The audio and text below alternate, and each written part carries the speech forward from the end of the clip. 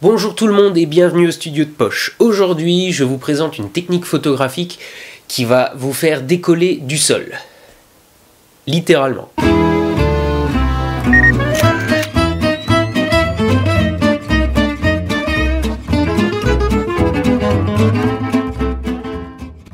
Alors, la technique dont nous allons parler maintenant, je l'ai découverte grâce au photographe Evan Charbonneau et je vous invite à aller voir son site Photo Extrémiste, c'est vachement bien. Alors, cette technique demande un petit peu de retouche, mais elle ne nécessite pas forcément Photoshop. Pour rendre cette technique accessible à absolument tout le monde, y compris ceux qui n'ont pas Photoshop, j'ai décidé de la présenter sous le logiciel The Gimp. The Gimp est un logiciel gratuit et vous pouvez le télécharger librement en suivant le lien qui se trouve dans la description de la vidéo. Bien, voici donc à quoi ressemble The Gimp. Alors c'est un logiciel que j'ai moi-même découvert aujourd'hui. Enfin je veux dire, je m'en servais jamais avant, je le connaissais de nom, je savais qu'il était gratuit. Mais comme j'ai toujours utilisé d'autres logiciels, j'en avais jamais l'usage jusqu'à maintenant.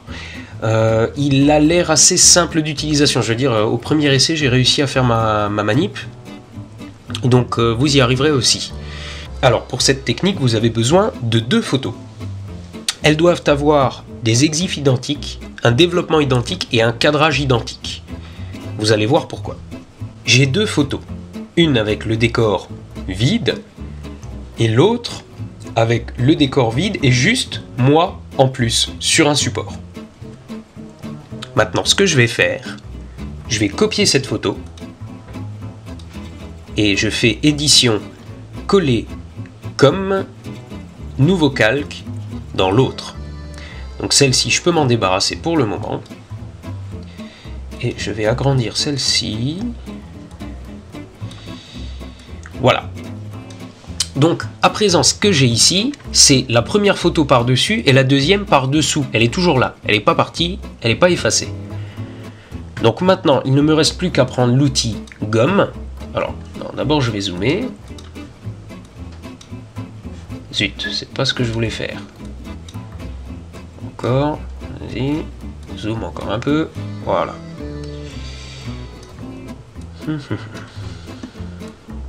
Maintenant, avec mon outil gomme, donc, je vais pouvoir effacer une partie de cette image-ci.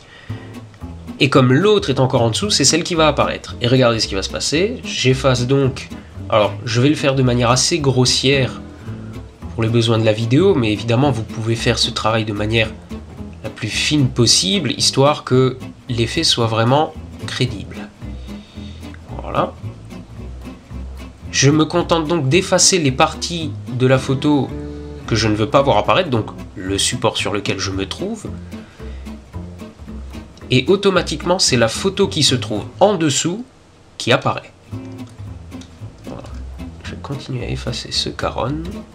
Oui, la caisse sur laquelle je me trouve, c'est un instrument de musique, ça s'appelle un caron. C'est une percussion d'origine péruvienne. Ça, c'était pour l'instant culture. Voilà. Et comme vous le voyez, j'utilise rien de moins que l'outil gomme. Et c'est la photo qui se trouve en dessous, qui se doit donc d'être absolument identique, qui apparaît. Et voilà. Et si je retourne à un zoom un peu plus... Voilà. Alors...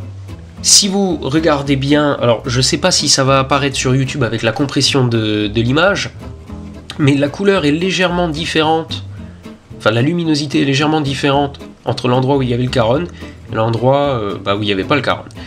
Et donc mes exifs ne devaient peut-être pas être tout à fait exacts, alors pour cacher un petit peu la misère, je peux utiliser... Où est-ce qu'il est cet outil? Ouais, c'est ça, outil de clonage. Alors je vais rezoomer. Voilà. Et avec l'outil clonage, qui est donc là, je vais copier une partie de l'image qui me plaît bien, par exemple ici, donc je crois... Oui, voilà, si je dis pas de bêtises, on appuie sur CTRL, et ensuite, il suffit de copier cette partie de l'image. Je vais prendre, celle-ci, mettre là, ouais... C'est de l'à peu près que je fais là, hein. Évidemment, ça n'est pas un travail très fin. Encore une fois, c'est pour les besoins de la vidéo, on va faire ça assez vite. Non, celui-là, il était peut-être pas... Voilà, comme ça. Et là, si je dézoome, c'est encore un petit peu plus crédible. Alors évidemment, c'est un travail qu'on peut affiner encore et encore pour que ce soit vraiment bien. D'ailleurs, là, si on regarde, la taille de ma gomme était peut-être un peu trop grande, j'ai peut-être un petit peu trop de flou en dessous de mon jean, là. Mais sinon, voilà ce que ça donne. Alors, quelques petits détails importants. Le support sur lequel vous trouvez ne doit cacher aucune partie de votre corps ou de vos vêtements. Parce que sinon, quand vous allez l'effacer, qu'est-ce qui va apparaître derrière? Rien. Il va y avoir un trou, ça va pas être crédible. Faites attention aussi quand vous vous asseyez sur un support. Je vais remettre la photo originale qui est là. Vous constatez que... Je vais l'agrandir, sinon personne ne va rien voir. Je vais l'agrandir encore. Voilà. Vous constatez que je suis assis un petit peu en avant par rapport à cette caisse en bois. Histoire de vraiment dépasser et de ne pas avoir le cul plat parce que je suis assis sur une caisse. Voilà. Pour les ombres, pareil, évidemment, on n'efface que l'ombre du support comme je l'ai fait ici. Hein. Alors, en fonction des conditions de luminosité, non pas de luminosité, de lumière, d'éclairage, etc., vous n'aurez pas les mêmes ombres que moi, vous n'aurez pas la même disposition que moi. Vous n'êtes pas obligé non plus de faire la même scène que moi, et donc vous n'allez pas avoir forcément les mêmes choses à effacer. Attention au support comme une chaise par exemple, qui va avoir un dossier, qui va peut-être être plus difficile à effacer. Je vous conseille l'usage d'un tabouret pour ce genre de technique, c'est plus pratique à effacer ensuite. Donc je résume une dernière fois la technique, j'ai besoin de 2 photos strictement identiques à un détail près, je suis sur l'une, et pas sur l'autre. Cette première photo, je la copie et je la colle dans la deuxième, et après l'avoir collée dans la deuxième, j'efface le support sur lequel je me trouve à l'aide de l'outil gomme. Ce faisant, la deuxième photo qui se trouve toujours derrière mon premier calque apparaît, et j'ai l'impression de flotter dans les airs. Ah, tu fais de la retouche, et t'oses dire que t'es photographe. Et pourquoi pas utiliser le mode d'ouverture pendant que tu y es? Non mais je rêve. Ah, je vais te montrer moi comment on fait de la photo. Je vais le faire en vrai moi.